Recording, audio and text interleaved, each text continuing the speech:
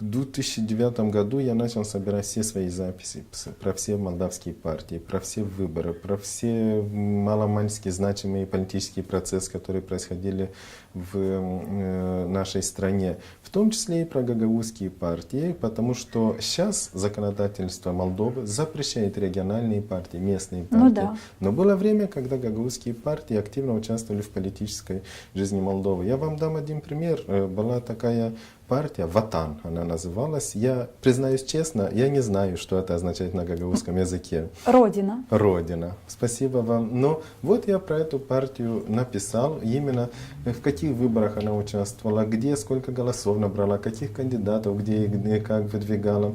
Или была другая партия, Народная партия гагаузов, например.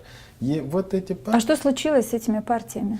Они прекратили свое существование еще до так называемой, она так называется, нельзя сказать, что она так называема, реформа партии 98-99 года. Тогда, после прихода к власти Альянса за демократию и реформу, если помните, была такая коалиция проевропейская, демократическая, было проведено существенное реформирование закона о политических партиях Молдовы. Повысили в том числе минимальное количество членов партии, чтобы ее зарегистрировать, территориальные представительства не менее 2/3. И гагаузы лишились этой возможности. Да, и тогда же, ну, правда, например, те две партии гагаузские, которые я назвал ранее, они еще ушли в анонимность еще до этой реформы. Эта реформа просто